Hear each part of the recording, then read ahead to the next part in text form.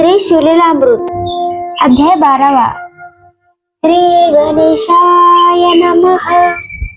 श्री गणेशाला, श्री सरस्वतीला, श्री सद्गुरुनाथांना आणि भगवान श्री सांबसदाशिवास नमस्कार असो. कवी श्रीधर सांगतात की शिवभजन, शिवकीर्तन हे चारी वर्णाचे लोक, आबाल, स्त्री पुरुष, ब्रह्मचारी या ग्रस्त आश्रमी यापैकी कोणीही अन्न केव्हाही करावे.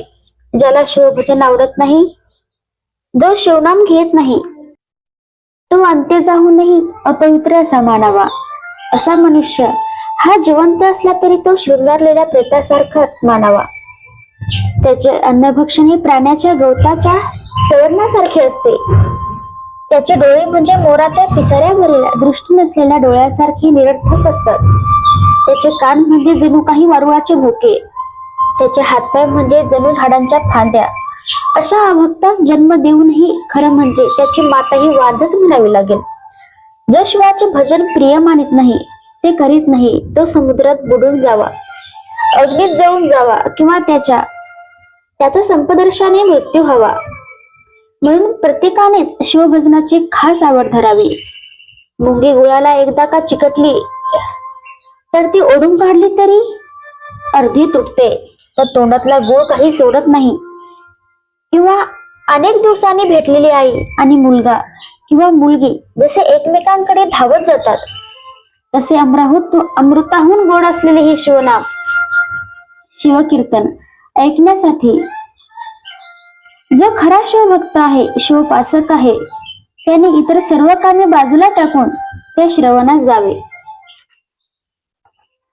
ज्याप्रमाणे एखादी पतिव्रता ही गावाला गेलेल्या पतीचे आलेले पत्र वाचायला धावत जाते, ज्याप्रमाणे दरिद्री माणसास धन सापडावे, आंधळ्याला दृष्टी मिळावी, तहानलेल्या जीवास थंड शीतल जल मिळावे, तसे हे शिवकीर्तन असल्याने या शिवपुराण कथा श्रवणासाठी सर्वांनी आवडीने धाव घ्यावी.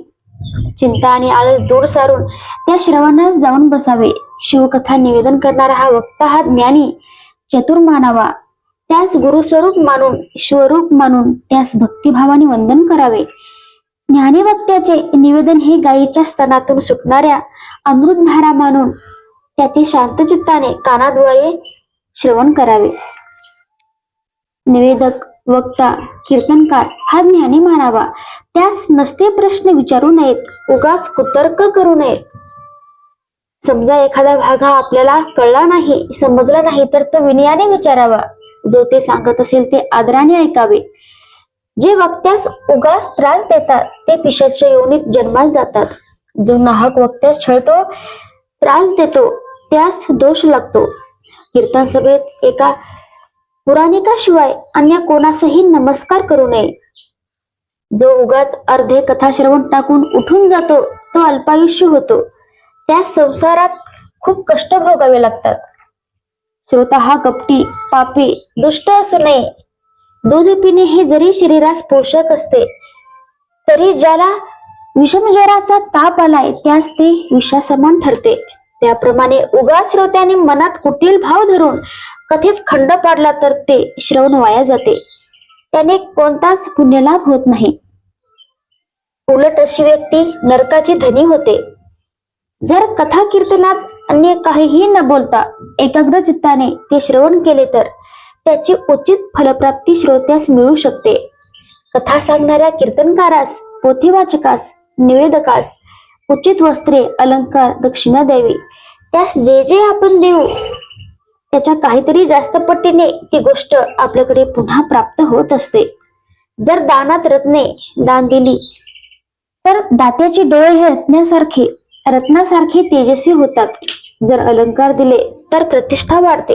वक्त्याचे यथोचित आदरातिथ्य केली, त्याचे पूजन सन्मान केला तर त्याने उमा महेश्वरास परम संतोष होतो. आपण वक्त्यास जे जे देऊ त्यास कितीतरी पटीने तो भगवान आपल्यास देत असतो. अशा दात्यास कधीही दारिद्र्य येत नाही. त्या शेवटी भगवान स्वपदास नेतात. कथा श्रवणासाठी आपण श्रद्धेने जेवढी पावले चालून जातो त्या प्रत्येक पावलागणिक आपल्या एकेका पापाचा नाश होतो.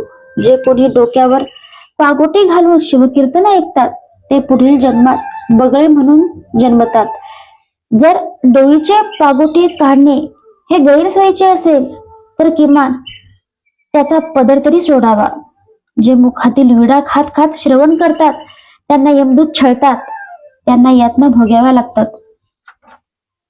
जे सहज म्हणून श्रवणास बसतात त्यांनी प्रयत्नपूर्वक झोप टाळावी. श्रवणी इतके रंगून जावे की डोळ्यात पाणी यायला हवे, तसे झाले तर झोप येण्याचा प्रश्नच राहत नाही. उगाच डोळ्याला पाणी लावून श्रवणास बसण्यात काय अर्थ आहे? ज्याप्रमाणे आपले धन सोबत घेऊन बसले तर झोप येत नाही. जर अगदी झोप अनावर झाली तर अशा वेळी उठून उभे राहावे. शिवकीर्तनात झोप येणार नाही याची काळजी घ्यावी. त्यासाठी नाना उपाय करावेत. कीर्तन सभेत कधीही वक्त्यापेक्षा उंच आसनावर श्रोत्यांनी बसू नये. असे वर्तन करणारे पापी लोक पुढील जन्मी कावळ्याच्या जन्मास जातात आणि विष्ठा भक्षण करतात. जे कीर्तनात विरासन घालून बसतात ते अर्जुन वृक्षाच्या रूपाने जन्म घेतात. जे पाय पसरून बसतात त्यांना यम शासन करतो. जे खुरमांडी घालून बसतात त्यांना यमदूत बांधून नेतात आणि नरकात टाकतात. जे श्रवण करीत असतानाही झोपतात ते अजगराच्या जन्मास जातात. जे वक्त्यास वंदन न करता कीर्तनास बसतात ते वेळूचे झाड होतात. जे कथा कीर्तनाच्या वेळी भलत्याच गोष्टीत रमतात ते पुढील जन्मी बेडूक होतात.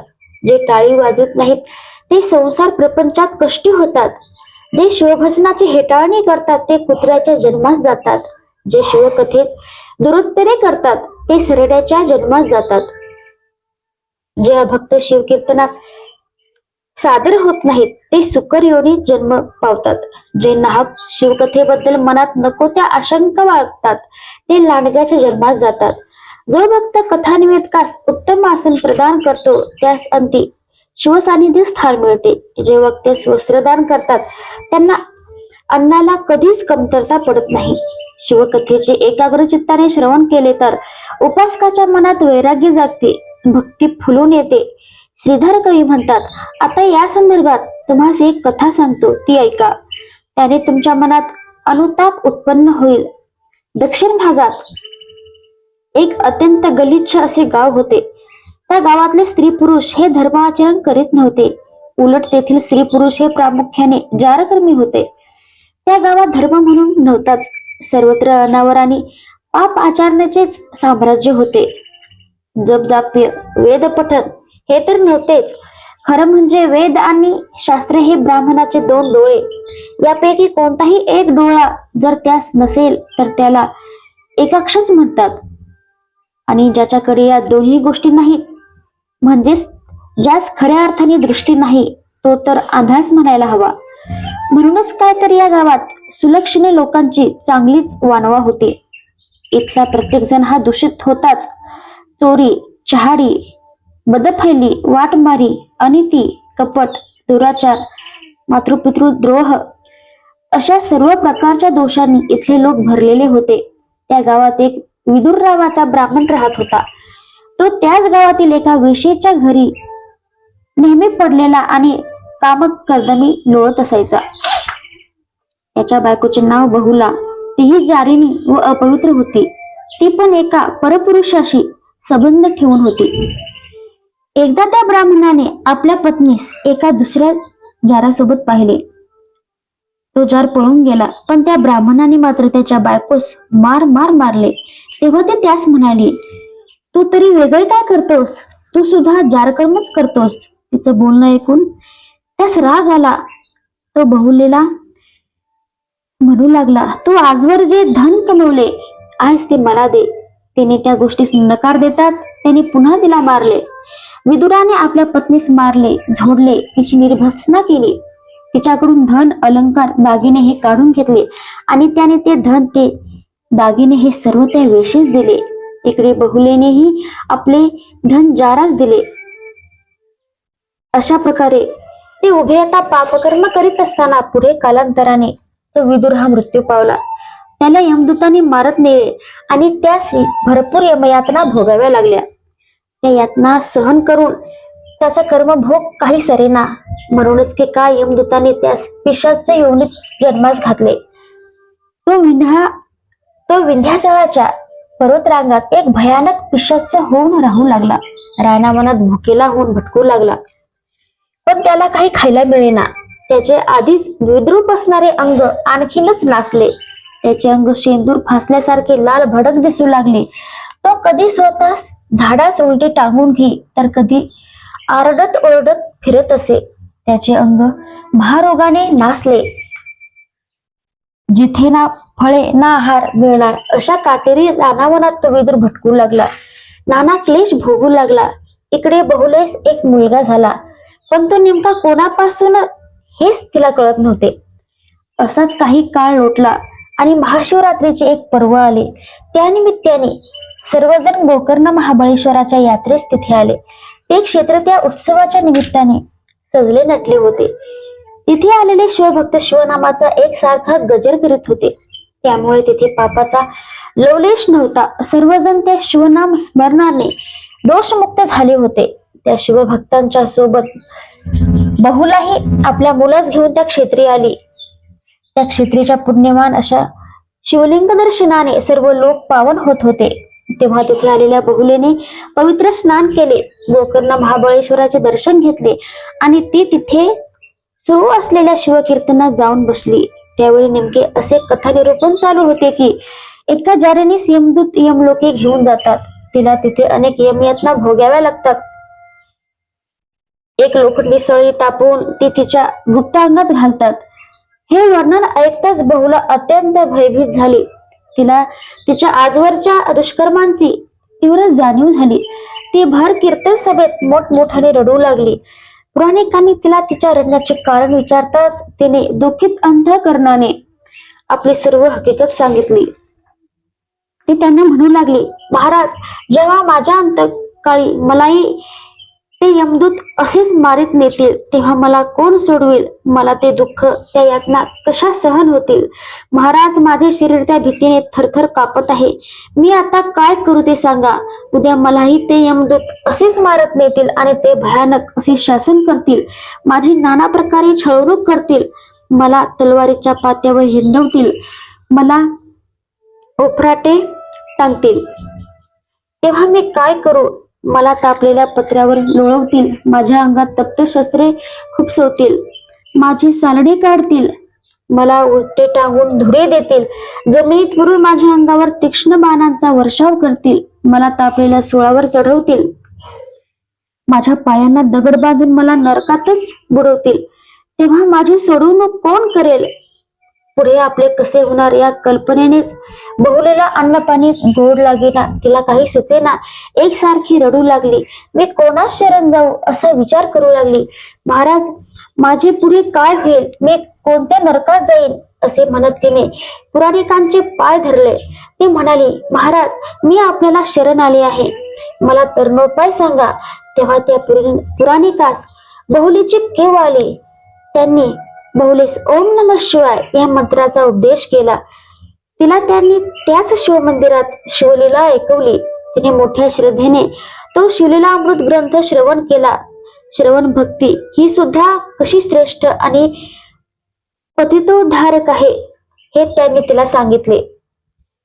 त्यानंतर बहुले सज्जनांचा सहवास आणि नामस्मरणाची गोडी लागली. त्या सत्संगाने तिच्या मनात भक्ती फुलू लागली. वैराग्य जागे होऊ लागले. तिचे मन हळूहळू निर्मोही होऊ लागले. त्या शिवोपासनेने बहुला पवित्र आणि पावन होत गेली. ती रात्रंदिवस शिवनामाचा जप आणि शिवाचे ध्यान करू लागली. त्यामुळे तिच्या पापांचा नाश होत गेला आणि ती पवित्र, शुद्ध, निर्मळ झाली. ज्याप्रमाणे तव्याची बुरशी घासून काढली की तो आरशासारखा स्वच्छ होतो, परिसाच्या स्पर्शाने लोहाचे सोने होते, अग्नीत पडलेले काष्ट अग्निरूप होते, गंगेला मिळालेला ओहळ जसा सहजपणेच गंगारूप होऊन जातो, त्याप्रमाणे शिवनामाचा जप, तप, ध्यान, दर्शन, श्रवण, भजन, पूजन करून बहुला निर्दोष झाली. तिला पावित्र्याचे तेज लावले. मननापेक्षा ध्यास हा जास्त श्रेष्ठ असतो. त्यापेक्षा घडणारा साक्षात्कार हा आणखी बरा. असा जर शिवरूपाचा साक्षात्कार झाला तर मग तो जीव हा प्रत्यक्ष शिवरूप होण्यास तो काय आणि कितीसा वेळ लागणार? शिवोपासनेमुळे बहुलेचा उद्धार झाला. अति पवित्र झाली आणि नित्य शिवकीर्तनात रमू लागली. श्रवण भक्ती ही खरोखरच अतिश्रेष्ठ आहे.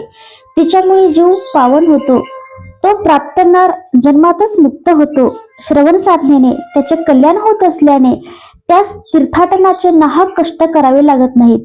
ज्याला सत्संगाचा किंवा श्रवणाचा लाभ होत नाही त्याने स्वतःच्या उद्धारासाठी तीर्थयात्रा कराव्यात. जो आदरयुक्त श्रवण भक्ती करतो त्यास अष्टांग योग करण्याचीही गरज नसते. त्यास यज्ञयाग, होम हवने, व्रताचरण किंवा ईश्वर कृपेसाठी अन्य कोणतीच साधने करावी लागत नाहीत. श्रवण भक्ती ही नवविध भक्तीतील एक श्रेष्ठ भक्ती आहे. श्रवणाच्या उपासनेने चारी वर्गांच्या आणि चारी आश्रमातील लोकांचा उद्धार होतो, ते पावन होतात. असो, बहुलेस मात्र अन्य कोणत्याही गोष्टीपेक्षाही संत सहवास हाच जास्त प्रिय होता. बहुलाही त्या पवित्र गोकर्ण क्षेत्री राहून गुरुची सेवा अखंड करू लागली. नित्य पवित्र स्नान करून ती अंगावर वल्कले धारण करीत असे, भस्म लेपन करीत असे. तिने आपल्या सर्व स्वकीयांचा त्याग केला आणि ती अंगी भस्म धारण करून रुद्राक्ष अंगी लिहून एकनिष्ठेने गुरुसेवा करू लागली. ती तिसऱ्या अध्यायात ज्या पवित्र गोकर्ण क्षेत्राची कथा सांगितली आहे तिथे निवास करून नित्य गोकर्ण महाबळेश्वर लिंगाचे दर्शन घेऊ लागली. तिने कीर्ती, पुष्टी आणि वृद्धी याचे तमाने बाळगता सर्व वासनांची देहाची होळी केली आणि वैराग्य विरक्तीचं भस्म तिने अंगी लावले. त्यामुळे ती शिवरूप झाली. त्यामुळेच एवढी मोठी पापी ती सुद्धा शिवनामाच्या प्रभावाने पुनीत झाली. भगवान शिवांनी तिच्यासाठी विमान पाठवले. तिला उद्धरून आपल्या कैलास लोकी नेले. त्या शिवलोकी जाताच ती भगवान शिवाचे पुढे उभी राहिली. ती त्यांचे भक्तिभावाने स्तवन करू लागली. शिवापाठोपाठ बहुलेने माता पार्वतीचेही स्तवन केले, तिची स्तुती गायली. तेव्हा देवी पार्वती ही बहुलेवर प्रसन्न झाली. तिने बहुलेस वर माग असे सांगितले. तेव्हा बहुला म्हणाली, हे माते, माझी भाग्य थोर म्हणून मला तुमच्या चरणी ठाव मिळाला. पण माझा पती मात्र अजून कुठेतरी असेच दुराचरण करीत फिरतो आहे. माते, तो कृपावंत हो आणि त्यास पावन करून इथे घेऊन ये. तेव्हा देवी जगतजननी तिने क्षणभर डोळे मिटले. तिच्या पतीचा शोध घेतला. तेव्हा तिला तो विंध्याचल पर्वतावर पिशाच होऊन फिरत असताना दिसला.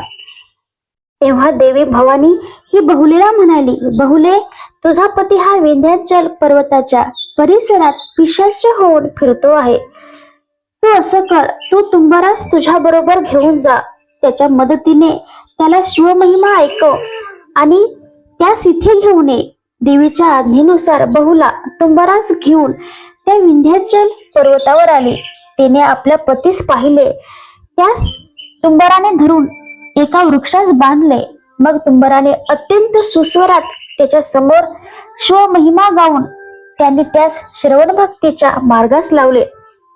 हळूहळू त्या श्रवणाने त्याच्या मनोवृत्ती पालटू लागल्या. तो सावध झाला आणि विदुर ब्राह्मण तुंबारास आता मला सोडा असे म्हणू लागला. तेव्हा तुंबाराने त्यास बंधमुक्त करताच त्याने तुंबाराचे पाय धरले. आपला उद्धार करणाऱ्या त्या तुंबारास विदुर धन्यता देऊ लागला. तुम्ही माझ्यासारख्या पाप्याचा उद्धार केलात असे म्हणत त्याचे आभार मानू लागला. नंतर विदुर विप्र हा आपल्या पत्नीचे आभार मानू लागला. तिने आपली सोडवण केली म्हणून तो तिची स्तुती करू लागला. तुंबराने दिलेल्या शिव पंचाक्षरी मंत्राने त्याचा उद्धार झाला. त्या सिद्धेश्वर मंत्राचा जप करीत असतानाच शिवलोकीचे विमान त्याला घेण्यासाठी आले. विदुर दिव्यरूप झाला आणि स्त्री सहित विमानी बसला.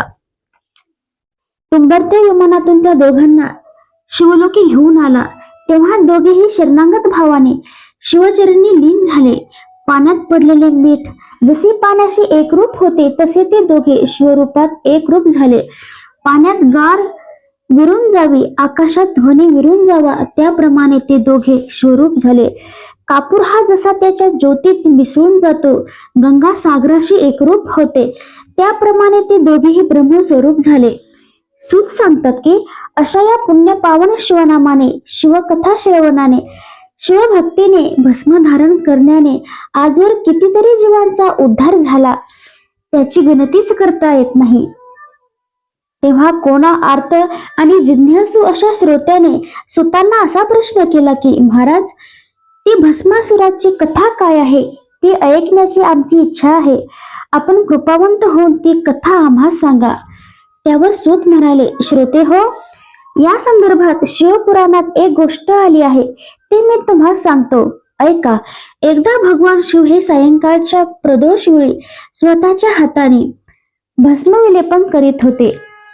भगवान स्वतःच्या हाताने सर्वांगास भस्मविलेपन करीत असताना अचानक त्यांच्या हाताला त्या भस्मात एक खडा लागला. भगवान शिवाने तो खडा भूमीवर ठेवला आणि काय आश्चर्य, त्या भस्माच्या खड्यातून एक राक्षस प्रकट झाला आणि त्यांचे समोर हात जोडून उभा राहिला. महादेवाने भस्मातून व्यक्त झाला म्हणून त्याचे नाव भस्मासूर असे ठेवले. त्याने हात जोडून विनंती केली, हे प्रभू, या आपल्या सेवकाला काहीतरी सेवा करण्याची संधी द्या. तेव्हा विरक्त भगवान शिवांनी आपल्यासाठी रोज चिताभस्म आणून देण्याची कामगिरी त्या भस्मासुरावर सोपवली. त्या आज्ञेने त्या भस्मासुरास अत्यंत आनंद झाला. मग काय, तो पृथ्वीवर संचार करू लागला आणि चिताभस्म शोधू लागला. जे भक्त शिवाची भक्ती करतात, शिवलिंगाची पूजा अर्चा करतात, जे शिवरात्र प्रदोष सोमवारचे व्रत करतात, जे आर्तभावाने रसभरीत शिवकीर्तन श्रवण करतात, त्यांनी दिलेल्या भस्माचा महेश मोठ्या आनंदाने स्वीकार करतात. आपले हरिहर भेद न मानणारे भक्त आपल्याला किती प्रिय आहेत हे दर्शवित महादेव त्यांची माला आपल्या गळ्यात धारण करतात आणि मुद्दाम स्मशानात वास्तव्य करतात. कारण स्मशानातच माणसाच्या मनात खरे वैराग्य जागत असते. स्मशानातून घरी परत आले की ते वैराग्य निघून जाते आणि पुन्हा मनुष्य विषय वासनांच्या मध्ये गुंतून जातो. त्या उमामहेश्वराने म्हणून काशी सारख्या महास्मशानात निवास केला आहे. पंचमहाभूताचा देह आणि ब्रह्मांड जे जाळून जे खाली शिल्लक उरते तेच भस्म, ते ब्रह्मानंद सुखरूपी भस्म, जे शिवास अत्यंत आवडते. त्या भस्माच्या धारणेनेच तो भगवान व्यक्त अव्यक्त असूनही षडविकार रहित राहतो. हे षडविकार म्हणजे जन्म, वृद्धी, अस्ति, परिपक्वता, क्षीणता आणि निधन हे होत. तो अविनाशी शिव हा यापेक्षा पूर्णपणे अलिप्त आणि निर्विकार आहे. तो यश, कीर्ती, संपत्ती, साक्षात्कार, औदार्य आणि वैराग्य या प्रकारच्या गुणांनी संपन्न आहे. ह्या गोष्टी अशा एकत्वाने त्याच्याशिवाय अन्य कोणात पाहायला मिळणार. तो शिव कर्तृत्व, नियंतृत्व, भोक्तृत्व, विभुत्व, साक्षित्व आणि सर्वज्ञत्व या गुणांनी परिपूर्ण असा आहे. या सर्व लक्षणांनी सुशोभित असणारा हा महादेव पूर्ण ब्रह्मानंदाचे सुख देणारा आहे. तो त्रिगुणरहित आहे. भगवान शिव हा आपल्या भक्तांच्या रक्षणार्थ सदैव सिद्ध असतो. त्याच्याच लीलेने तो भस्मासूर निर्माण झाला आणि देवाने त्यास ती नित्य चिताभस्म आणून देण्याची सेवा करण्यास सांगितले. नित्य चिताभस्म आणून देणाऱ्या त्या भस्मासुराच्या मनातील असुरी वृत्तीने उचल खाल्ली. तो गोब्राह्मण व देवदेवता यांचा संहार करून असुर राज्य निर्माण करण्याचे स्वप्न पाहू लागला. गोब्राह्मण देवता यांना ठार मारून भूलोकी असुरांचे साम्राज्य तयार करायचे. मग देवलोक, इंद्रलोक, स्वर्गलोक जिंकायचा असा तो विचार करू लागला. इतकेच नाही तर प्रत्यक्ष विष्णू आणि शिव यांना मारून आपण सारे त्रिभुवनच जिंकायचे असा त्याचा विचार होता. असा विचार करून, हे महादेवा, मला सहजासहजी तुझ्यासाठी हवे असणारे चिताभस्म मिळत नाही असे सांगण्यासाठी तो शिवाकडे गेला. तो म्हणू लागला, हे देवा, मनुष्य योनीची संख्या ही 4 लक्ष इतकी आहे. त्यातून रोज 1.25 लक्ष जन्म मृत्यू घडतात. त्यामुळे मला पृथ्वीवर अनेकदा शोधून चिताभस्म मिळत नाही. देवा, त्यामुळे माझा तुला नित्य चिताभस्म देण्याच्या सेवेत खंड पडतो रे. तेव्हा हे देवा, त्यावर एक उपाय करायला हवा असे मनात कपटी भाव ठेवून तो प्रार्थू लागला. तेव्हा, हे भगवंता, तो असेच कर ना. तो मलाच एक वरदान दे ना, म्हणजे माझा नेमही मोडणार नाही आणि तुलाही प्रिय असलेले भस्म मिळेल.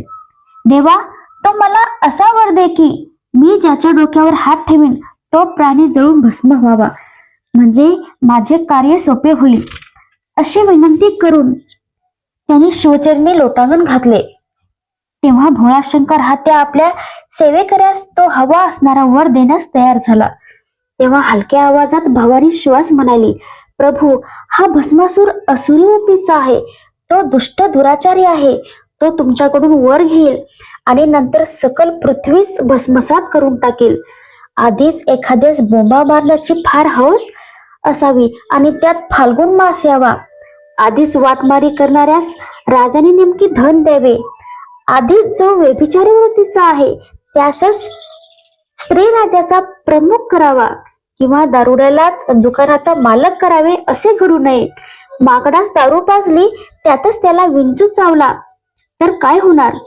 त्यातच त्याला फुटाने झपाटले अशी एकात एक भर पडत गेली तर जो विनाश होतो तेच या भस्मासुराच्या बाबतीत होईल. हे सदाशिवा, भस्मासूर असुर आहे, तामसी वृत्तीचा आहे, दुष्ट दुराचारी आहे. त्यास आपण असा वर देऊ नका असे गणेश, कार्तिकेय आणि नंदी यांनीही शिवास सांगितले. पण भगवान शिव म्हणाले, अरे भस्मासूर हा माझे लेकरू आहे.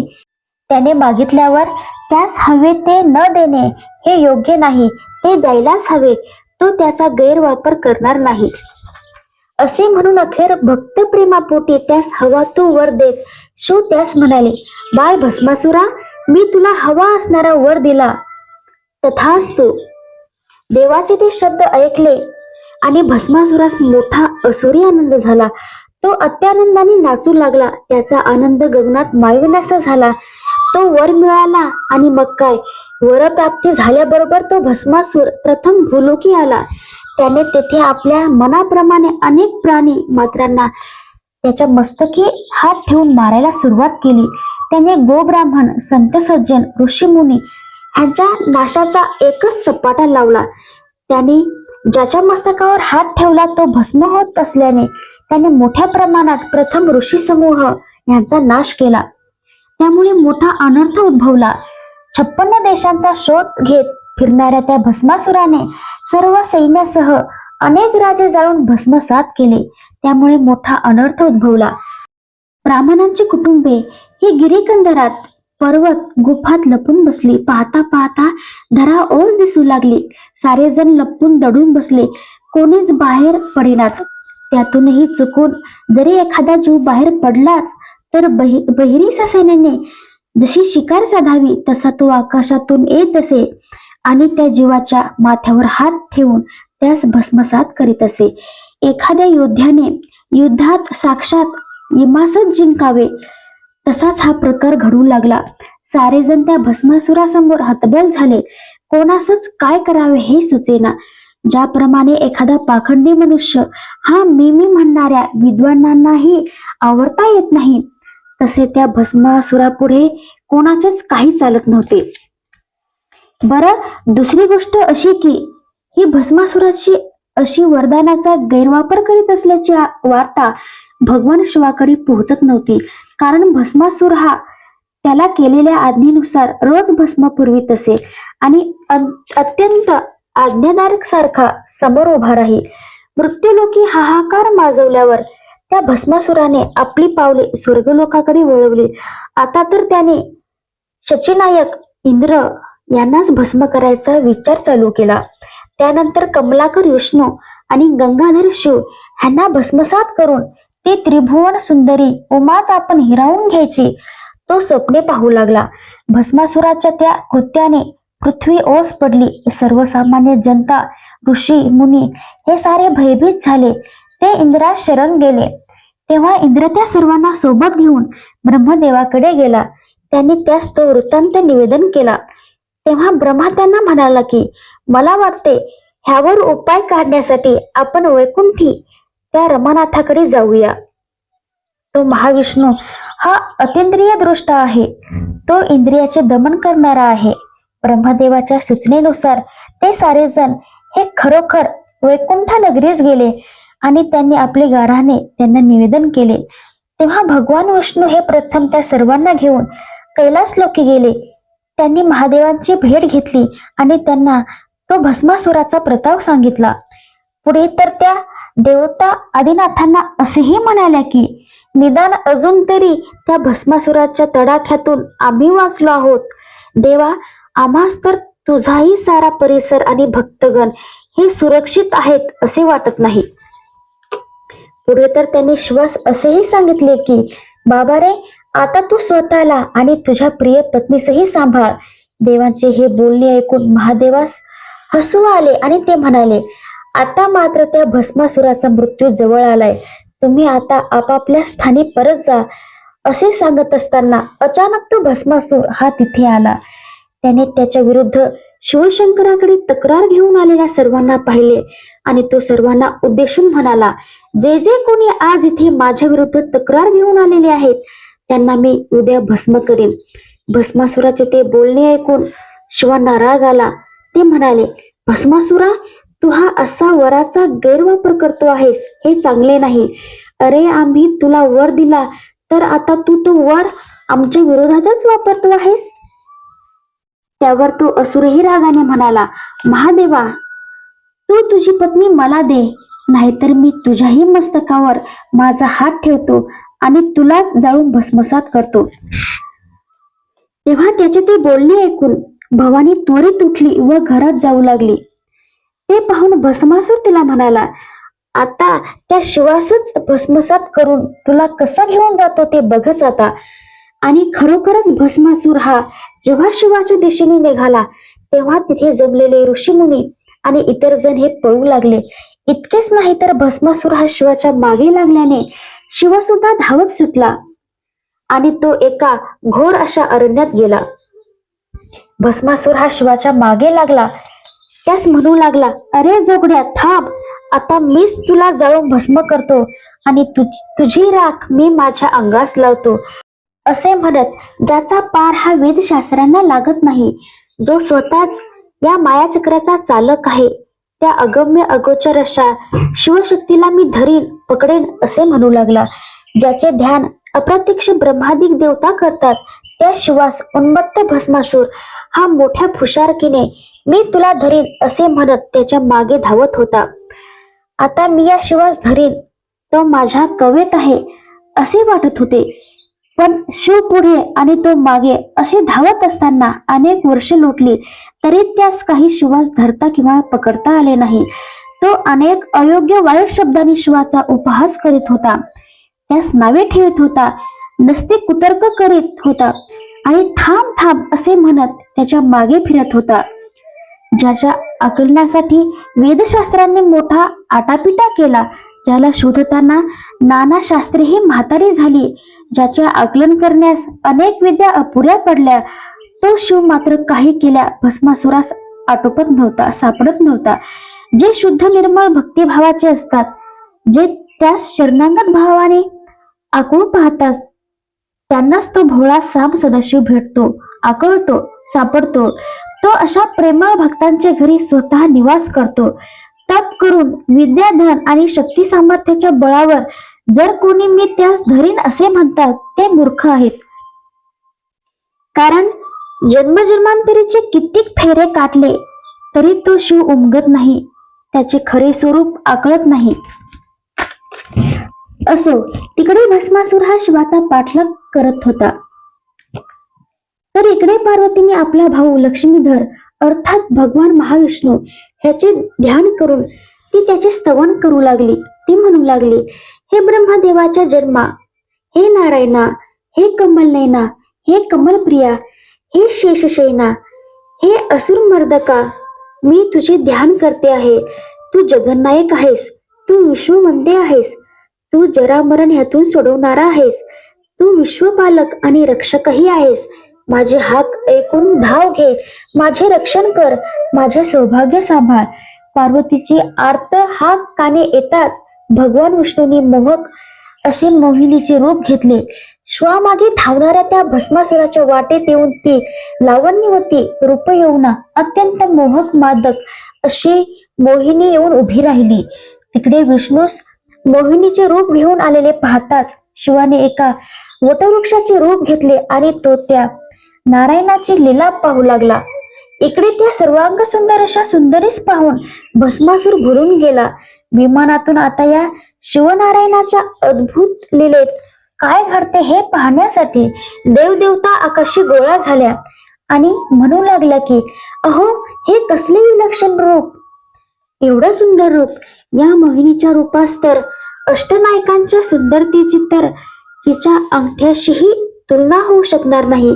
असे दिव्य आणि नावाप्रमाणेच मोहिनी घालणारे आहे.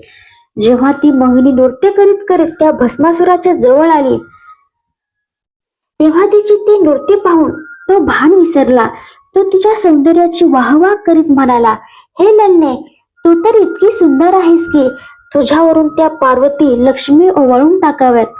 तुला पाहताच जीव ओवाळून टाकावासा वाटतो. तुझ्या एकेका नेत्र कटाक्षाने माझ्या मनाचा मृग हा क्षणोक्षणी घायाळ होतो आहे. हे सुंदरी, तुझे पावले जिथे उमटतात तिथला सुगंध गोळा करण्यासाठी वसंत ऋतू लोळण घेतो. हे मनमोहिनी, तुझ्या रूपाच्या जाळ्यात माझा मनरूपी मासा पूर्णपणे अडकला आहे. हे सुंदरी, तू माझ्या गळ्यात वरमाला घाल. मी तुझे दास्यत्व लगेच स्वीकारीन. भस्मासुराचे ते बोलणे ऐकले आणि त्या मोहिनी रूप धारण केलेल्या विष्णू भगवंतास क्षणभर हसू आले. तेव्हा ती मोहिनी भस्मासुरास म्हणाली की भस्मासुराज, मी तुझा स्वीकार करेन, पण पलीकडे त्या वटवृक्षावर माझे आराध्य देवता आहे. त्या देवतेस मी नवस केला आहे की मी लग्नाआधी माझ्या पतीसह तुझ्या बरोबर नृत्य करून तुला प्रसन्न करून घेईन, मगच विवाह करीन. तेव्हा तू माझ्या बरोबर तिथे चल, माझ्यासोबत नृत्य कर. मी करेन तसे हावभाव हातवारे कर. मी जिथे जिथे हात ठेवीन तिथे तूही हात ठेव. मात्र लक्षात ठेव, यात जर थोडीशी जरी चूक झाली तरी माझा आराध्य दैवत हे कोपेल आणि मग त्या देवतेकडून आपल्या विवाहास मान्यता मिळणार नाही. माझे दैवत हे अतिशय उग्र आहे, त्यास जराही चूक चालत नाही. तो क्रोधित झाला तर सर्व ब्रह्मांड जाळून टाकेल. तेव्हा मी जसे करेन तसेच तू कर. असे सांगत बोलत मोहिनीने त्या असुरास भुलून आपल्या बरोबर त्या वटवृक्ष स्थानी आणले. तिथे वास करीत असलेल्या आपल्या आराध्य देवतेस वंदन केले आणि मोहिनी त्या समोर नृत्य करू लागली. मोहिनीचे नृत्य पाहण्यासाठी स्वर्गलोकीच्या अष्टनायिका गोळा झाल्या. तिचे गायन ऐकून तर गंधर्वही भुलून गेले. सर्व देव हे भृंगर रूप घेऊन मोहिनीच्या अंगाच्या सुवासाचा आनंद घेऊ लागले. मात्र इकडे मोहिनी ही नृत्यात इतकी गर्क होती की तिला अवतीभोवतीचे भानच नव्हते. तिचे गायन ऐकून ब्रह्मदेव रूपी हरिण भुलून गेले. शेषासही पृथ्वी खाली ठेवून ते गायन ऐकायला वर येण्याचा मोह होऊ लागला. तर इकडे त्या मोहिनीवर खरोखरच भुललेला भस्मासूर तिच्यासोबत ती करेल तसे हावभाव करीत नृत्य करू लागला. तो तिच्याप्रमाणेच ती ठेवील तिथे तिथे आपला हात ठेवत असतानाच अचानकपणे मोहिनीने आपला हात स्वतःच्या मस्तकावर ठेवला. तसेच त्या भस्मासुराने करताच त्यास लाभलेल्या वरदानाच्या प्रभावाने तो स्वतःच जळून भस्मसात झाला. त्याबरोबर विष्णूने आपले मूळ चतुर्भुज रूप धारण केले. तेव्हा त्या वटवृक्षातून हर अर्थात शिव हे सुद्धा प्रकट झाले. त्या हरिहराच्या दिव्य भेटीवर स्वर्गस्थ देवतांनी पुष्पवृष्टी केली. त्या मोहिनीच्या रूपास पाहून शिवाचे वीर्यपतन झाले. त्याच्या 8 भाग होऊन त्यातून शिवाच्या अष्टभैरवाचा आविष्कार झाला.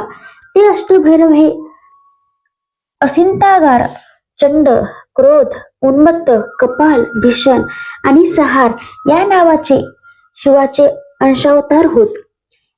भस्मासुराच्या वधाची वार्ता त्रैलोक्यात पसरताच सर्वांना आनंद झाला. नंतर हरी आणि हर हे दोघेही मोठ्या समाधानाने आनंदाने कैलासास आले. तेव्हा तिथे अंबिकेने पुढे येऊन त्या दोघांचे स्वागत केले. त्यांना आसनास्थ करून त्यांच्या भक्तिभावाने उचित प्रकारे पूजन केले. हरी हा नारायण रूप तर हर हा नागभूषण विभूषित. शिव हा निर्गुण तर सीतापती श्रीराम हा सगुण. शिव हा पंचमुखी तर हरी हा शेषशायी. शिव गौर तर हरी ब्रह्मदेवाचा जनक. हाती धनुष्य त्रिशूल धारण केलेला शिव तर पितांबरधारी नारायण शिवाचा कंठ निळा, तर हरी मेघासारखा, शिव पार्वतीचा, तर हरी हा लक्ष्मीचा पती, शिवाचे वाहन नंदी, तर हरीचे गरुड, एकाच्या मस्तकावर चंद्र तर दुसऱ्याचे हाती शंख चक्र गदा पद्म, एक त्रिनेत्रधारी तर दुसरा नाना रूपधारी, लीला नाटकी, शिव हा मोरदेत्याचा तर विष्णू हा मणिमल्लाचा सहारक, शिव हा नागभूषणाने नटलेला तर विष्णू हा कौस्तुभ मणी धारण करणारा, शिव अघासुराचा तर विष्णू हा नाना दैत्यांचा सहारक, असे ते दोघेही असुर सहारकच. सिद्धेश्वर शिवविरागी तर विष्णू हा अहंकार रहित, शिव हा हिमकन्येचा पती तर विष्णू सागर कन्येचा लक्ष्मीचा पती, शिव हा दुधासारख्या रंगाचा तर विष्णू तर क्षीरसागरातच पोहोडणारा, विष्णू हा ब्रह्मादिक देवतांना प्रिय तर शिव हा सर्वांचाच ब्रह्मानंद. अशा त्या दोघा हराची पूजा अंबिकेने मोठ्या भक्तिभावाने केली. सूत म्हणतात की श्रोते हो, आता यापुढे तर आणखी रसाळ असे शिवलीला कथन येणार आहे. त्या कथेत आपण वीरभद्र, पार्वती विवाह आणि कार्तिकेयाचा जन्म हा भाग ऐकणार आहोत. शिवलीला अमृत ग्रंथ ही जणू एक सिंहस्थ पर्वणी आहे. त्यावेळी गंगा आणि गोदावरीचा संगम होईल. या अध्यायात हरी आणि हर यांची एकत्र झालेल्या भेटीचा भाग आपण ऐकला. पुढील त्या सिंहस्थ पर्वणीचे औचित्य साधून भक्त भाविक त्या पवित्र गंगेत स्नान करून श्रीधर स्वामी हे या ब्रह्मानंदाने सुखवले. शिव आणि विष्णू हे अभेद्य आहेत हे त्यांच्या चांगलेच लक्षात आले. ते एकरूप, अभंग आणि चिरंतर आहेत ह्याची खात्री झाली. हा स्कंद पुराणातील ब्रह्मोत्तर खंडातील शिवलीला अमृताचा 12वा अध्याय शिवभाविक भक्त अखंड अनुसंधानाने श्रवण करोत. श्री सांब सदाशिवार्पणमस्तु. ओम नमः शिवाय. रामकृष्ण हरी.